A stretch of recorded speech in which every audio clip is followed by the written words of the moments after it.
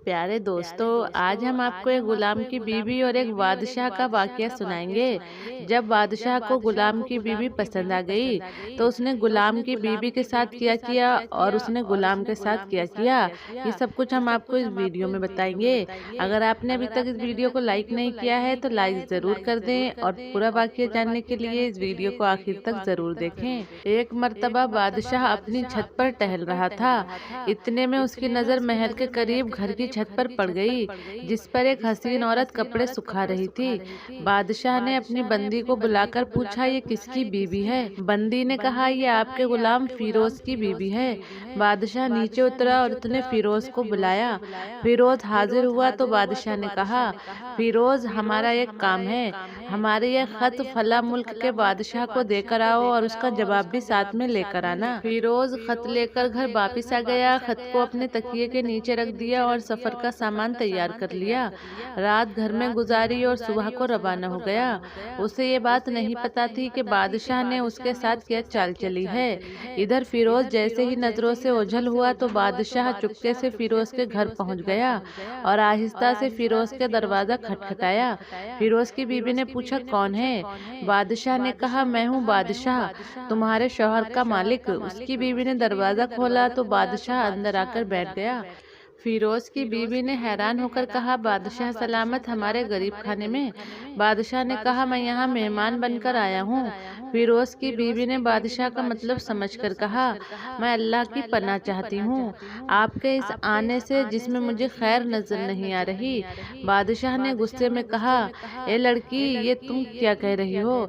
शायद तुमने मुझे पहचाना नहीं। मैं बादशाह हूँ, तुम्हारे शौहर का मालिक।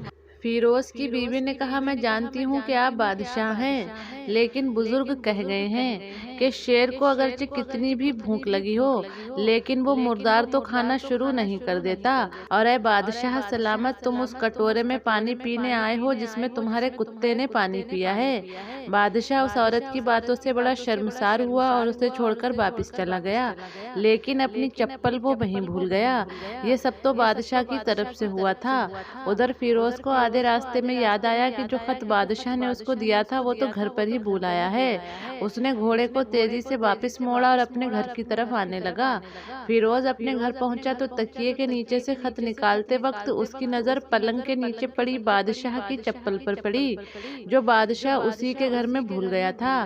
फिरोज का सर चकरा कर रह गया। वो समझ गया कि बादशाह ने उसको सफर पर सिर्फ इसलिए भेजा ताकि वो अपना मतलब निकाल सके।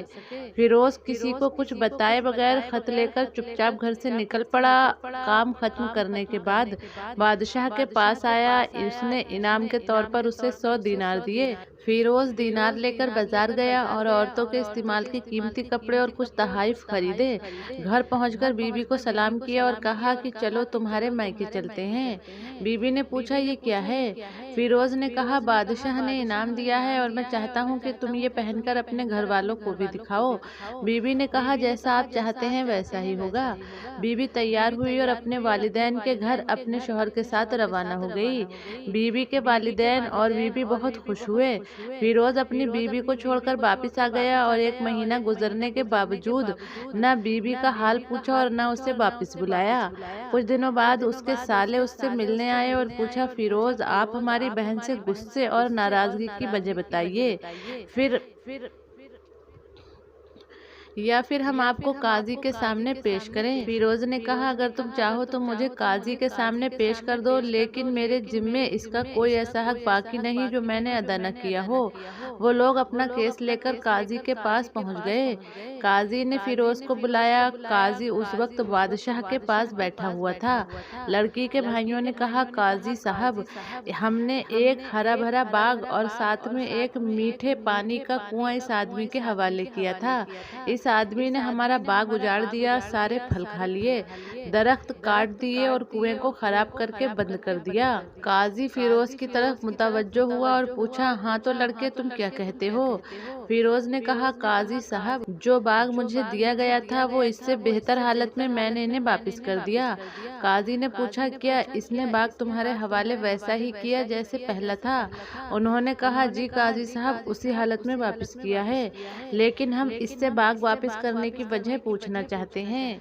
काजी ने कहा, हाँ फिरोज, तुम क्या कहना चाहते हो? तुमने बाग क्यों वापस किया है? फिरोज ने कहा, काजी साहब, मैंने बाग किसी नफरत की वजह से नहीं छोड़ा, बल्कि इसलिए छोड़ा कि एक दिन मैं बाग में आया तो मैंने शेर के पंजों के निशान देखे, तो मुझे खौफ हुआ कि शेर मुझे खा जाएगा। इसलिए शेर की वजह से मैंने बाग में जाना बंद कर दिया। बादशाह जो टेक लगाए ये सब कुछ सुन रहा था, वो उठकर बैठ गया।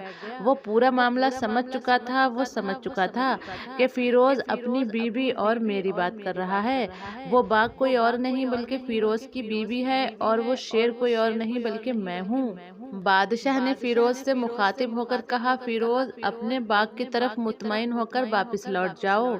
इसमें कोई शक नहीं कि शेर तुम्हारे बाग में आया था, लेकिन वहाँ वो ना तो कोई असर छोड़ सका और ना कोई पत्ता तोड़ सका और ना ही कोई फल खा सका। शेर तुम्हारे बाग में थोड़ी देर तक रहा और मायूस होकर वापस लौट गया। खुदा की कसम, मैंने कभी तुम्हारे बाग के गिर्द लगी मजबूत दीवारें नहीं देखी। ये सुनकर फिरोज खुश हो गया और इस तरह वो अपने घर लौट आया और अपनी बीवी को भी वापस बुला लिया।